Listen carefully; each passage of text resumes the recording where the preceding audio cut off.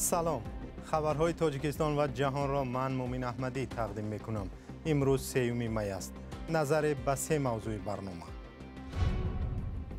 یک سازمان بین المللی احوال رسانه‌ها و روزنامه‌نگاران تاجیک را بسیار بد نامید. در مراسم روزی آزادی بیان در تاجیکستان چی گفتند؟ مقامات روسیه خبر دادند که 2 هواپیمای بی سرنشین به قرارگاه ولادیمیر پوتین پرزیدنت روسیه در کرمل حمله کردند. ملخ کشاورزان فرخار را به داد آورده است. حشرات زیان‌آور کشتزارهای مردم و حاصلشان را نابود می‌کند. از پیش مدت نشان می‌دهم که در دندان یک رشته چند دانه چسبیدگی است. امروز در دوشنبه با حضور خبرنگاران و برخی سفیران کشورهای غربی از روز آزادی مطبوعات تجلیل کردند. مانوئل میکالر سفیر امریکا در این نشست از حکومت تاجیکستان خواست به آزادی بیان احترام گذارد و از خبرنگاران پشتیبانی کند. مولا رجب یوسفی و نگاره فضل‌الدین از این مراسم گزارش می‌دهند. نماینده کمیسیون اروپا همایش بخشیده به روز جهانی آزادی بیان، روزنامه‌نگاران، دیپلمات‌های کشورهای غربی و مقامات جمع شدند تا وضع آزادی بیان را در تاجیکستان بررسی کنند. از تبریکات دیدن نگرانی‌ها بیشترند. هیچ رسانه‌ای نباید برای فعالیت کسبیش مورد تعقیب و حمله قرار گیرد. در روز جهانی آزادی بیان احترام خود را به روزنامه‌نگاران بیان می‌کنم که مورد تعقیب و حمله قرار می‌گیرند. اینچنین در تاجیکستان هم. در تاجیکستان خبرنگاران بازداشت و در مرافعه‌های پوشیده به سال‌های طولانی زندان محکوم شدند.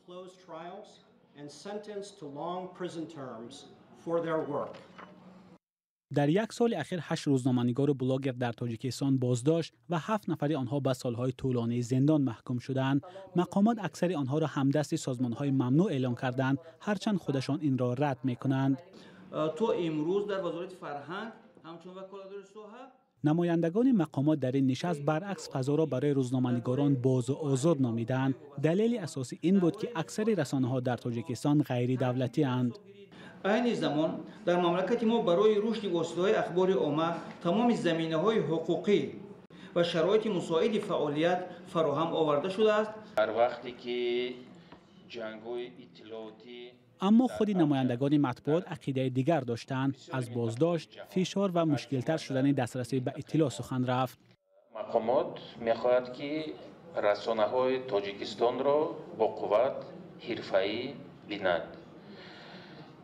رسانه‌هایی که مثلا می‌توانند در وقت ضروری با زبان‌های گوناگون خارجی با аудитории میلیون نفره оперативно تمام همین حادثه‌ها را انعکاس کند و پروپاگاندا و فیک‌های مثلا کدام رسانه‌های خارجی را فاش کند و از ما می‌پرسد که چرا این کار را نمی‌کنید.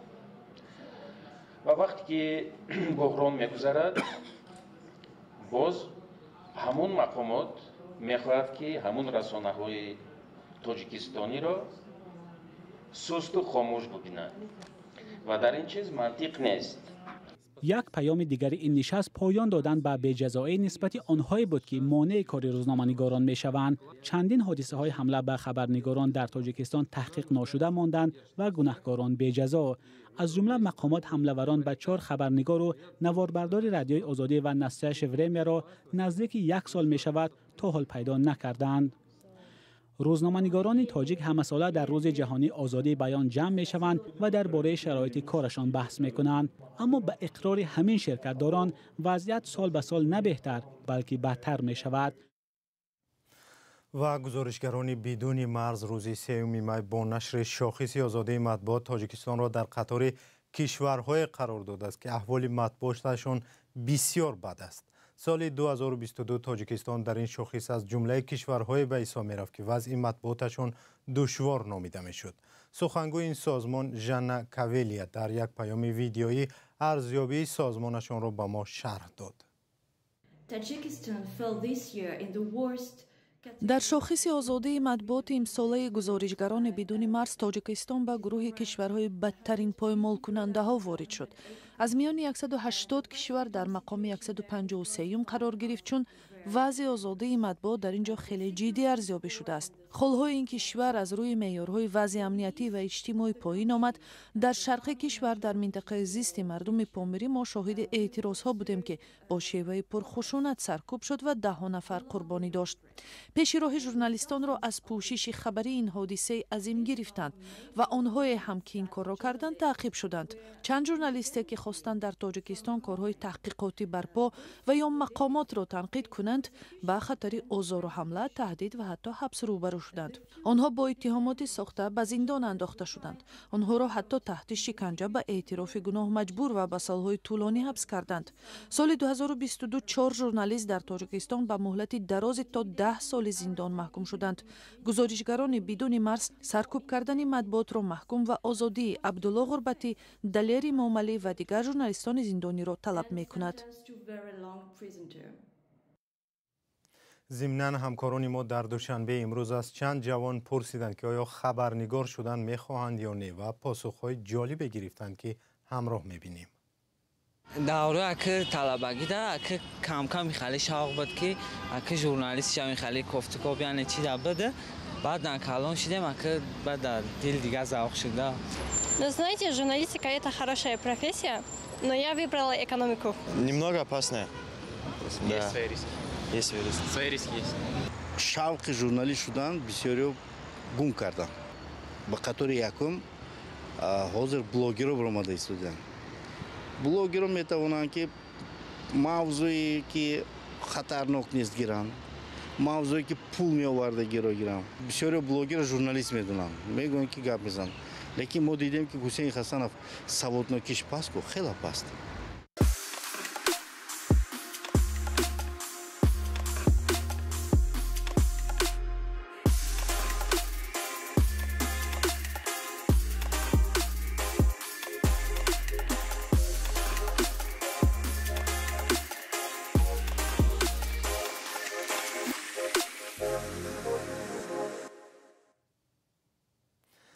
дафтари матбуоти президенти Русия мегӯяд 2 дрон ва ё паҳбоди Украина сай карданд ба қароргоҳи Владимир Путин дар Кремл ҳамла карда ӯро бикушанд.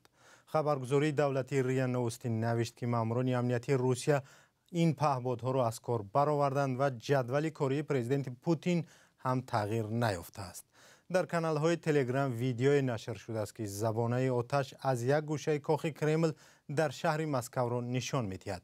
Украина то ҳол ба ин иддао вокуниш нишон надодааст. ҳукумати Русия ин корро амали террористӣ номид ва гуфт ки ҳақ дорад замони лозим ба он посух бидиҳад. ва аксарияти хонаводаҳо аз Бахмути Украина чанд моҳи пеш замони авҷ гирифтани хушунатҳо берун шуданд, аммо ҳоло онҳое ҳам ки аҳд карда буданд ки то охир дар ин шаҳр мемонанд, Бахмутро тарк мекунанд. гузориши телевизиони Садои Амрико дар ҳамин бора аст ва онро ҳамкорам Шаҳлои Гулхоҷа таҳия кардааст. ҷанги Бахмут тӯлонитарин ва хунинтарин ҳамлаҳои Русия ба Украина аст. бештари одамон кайҳо шаҳрро тарк карданд. аммо сарбозон то ҳол бархе аз хонаводаҳоеро ки ба хотири муҳаббат ба ватан, тарси бесарпаноҳӣ ва ё фақр монда буданд, наҷот медиҳанд. оилаҳое ки фирор карданд мегӯянд феълан маълум нест чанд каси дигар онҷо боқӣ мондаанд.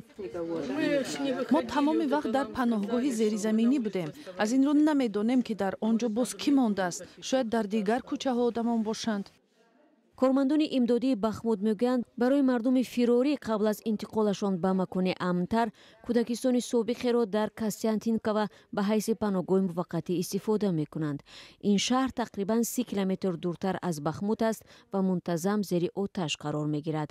минтақае ки аз соли 2014 дар ҳоли ҷанг аст ва ҳоло ба маркази даргириҳо дар Украина табдил ёфтааст, гузаштаи дигар дошт. Бахмут замоне хонаи беш аз 70 000 нафар буд ва бо истеҳсоли намак, шароби газдор ва табиати зебояш шинохта мешуд. Дуже, знаєте, дуже таке یک شهری سبز و دلربا و زیبا بود. هر یک کوچه بخمود غرق گل و درخت بود. یک خانه بزرگی را میماند. خانه عبارت از عائله کلانه که همه یکدیگر را دوست می داشت. Нас було дуже багато дерев, нас всі вулиці Бахмута. тарк кардани сарзамине ки чанд насл онҷо зиндагӣ кардааст барои аксарият ғайриимкон ба назар мерасед, аммо дар ниҳоят бисёре аз одамон маҷбур шуданд фирор кунанд. баъзеҳо қабл аз фирор ҳатто имкон наёфтанд ақрабояшонро ки дар ҷанг кушта шуданд ба хок супоранд. вақте моро тирборон карданд, ҳама чиз вайрон шуд. барои наҷоти сагамон ки зери харобазорҳо монда буд 2 соат лозим шуд, аммо барои пайдо кардани ҷасади домоду ҷиянам техникаи вазнин лозим шуд. дар моҳҳои охир русия ба оҳистагӣ минтақаҳои бештари шаҳрро тасарруф мекунад. мақомоти украина мегӯянд ҳифзи бахмут барои нигаҳдории рӯҳияи миллат ва пирӯзии дарозмуддат аҳамияти стратегӣ дорад.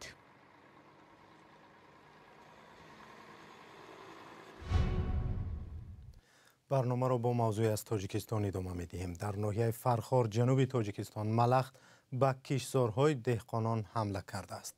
мардум метарсанд ки ҳашароти зиёновар ҳосили зироаташонро нобуд мекунад.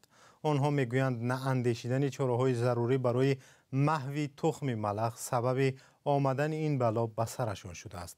зарангези наврӯзшок гузориш медиҳад. малах ай кӯ хамидай пок гиза пахтара хурдаиста. деҳқони бечора ҳамаш ба қарза ина нигаҳ кан. ҳамлаи малах ба кишзорҳои мардум дар фархор маҳсули кори чандин моҳаи деҳқононро зери хатар қарор додааст. кишоварзон ки ба ҷамъоварии ҳосил омодагӣ медиданд, ҳоло бо селаи малах мубориза мебаранд. як 20 рӯз пас ғала ба ҷамъоварӣ омода мешава. ҳози вақти малахро нест кина, вақти ба ӯ ҳамла кина. мақсад ба покиза ӯро ба нестшавӣ мебара мерасона. аз пеши мода нишон медиҳам дар дандон як ғишада чанд дона часпидагия. субҳоналло талош дорад 2.5 гектар заминашро ки дар он пахта, ҷав ва юнучқа кишт кардааст, аз ин бало эмин нигаҳ дорад.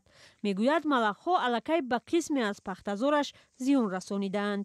ҳозиражда фақат 4 ҷӯяк пахтарак 100 метр шам покиза кал кардагия, ҷое ки тоздай фақат пахтаи алаф надорад. ба гуфтаи субҳоналлоҳ барои пешгирӣ аз ҳамлаи малах дар ноҳия сари вақт чора намеандешанд.